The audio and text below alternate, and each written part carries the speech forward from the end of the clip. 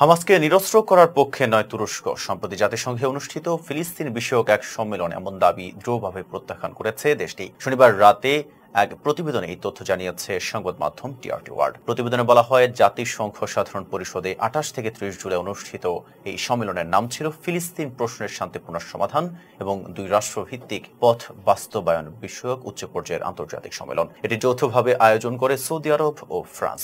সম্মেলনের চূড়ান্ত ঘোষণার 11 নম্বর অনুচ্ছেদে বলা হয়েছিল, হামাস যেন গাজা শাসনের দায়িত্ব ছেড়ে দিয়ে আন্তর্জাতিক উদ্যোগের আওতায় নিজেদের অস্ত্র ফিলিস্তিন কর্তৃপক্ষের কাছে হস্তান্তর করে। অনেকে এটিকে হামাসকে নিরস্ত্র করার আহ্বান বলে ব্যাখ্যা করেন, তবে তুরস্ক জানায় তাদের হস্তক্ষেপের পর মূল দলিল ও সংযুক্তিতে নিরস্ত্রীকরণ শব্দটি সরিয়ে ফেলা হয়। বরং অস্ত্র হস্তান্তরের বিষয়টি ফিলিস্তিন রাষ্ট্র প্রতিষ্ঠার রাজনৈতিক লক্ষ্য সংশ্লিষ্ট করে পুনর্গঠন করা হয়। তুরস্কের পররাষ্ট্র মন্ত্রণালয়ের এক বিবৃতিতে জানায়, ইসরায়েলের দীর্ঘদিনের রেকর্ড বিবেচনায় তুরস্ক মনে করে ফিলিস্তিনি সশস্ত্র গোষ্ঠীগুলোর যে কোনো নিরস্ত্রীকরণ অবশ্যই স্বাধীন, একক এবং পূর্ব জেরুজালেমকে রাজধানী করে একটি ফিলিস্তিন রাষ্ট্র গঠনের সঙ্গে সংযুক্ত থাকতে হবে, অথবা ফিলিস্তিনি ঐক্য প্রক্রিয়ার মাধ্যমে অর্জিত কোনো চুক্তির আওতায় হতে হবে। তারা আরো জানায়, আন্তর্জাতিক ঐক্য বজায় রাখার স্বার্থে এবার আনুষ্ঠানিক আপত্তি তোলা হয়নি, তবে ভবিষ্যতে যেন তাদের উদ্বেগ বিবেচনায় নেওয়া হয় সেই আশা করা হচ্ছে।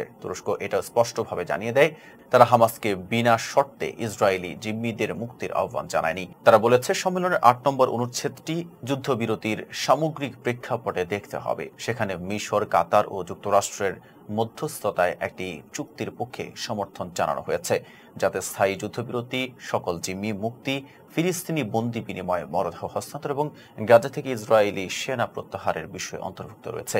3 দিনব্যাপী সম্মেলনের লক্ষ্য ছিল ইসরায়েল ফিলিস্তিন সংকটের দুই রাষ্ট্রভিত্তিক সমাধানের জন্য একটি সময়সীমাবদ্ধ ও বাস্তব রোডম্যাপ তৈরি করা। এতে জাতিসংঘের 122টি সদস্য দেশ এবং 6টি আন্তর্জাতিক সংস্থা অংশ নেয়। সাথে ছিলাম মেহেদী হাসান।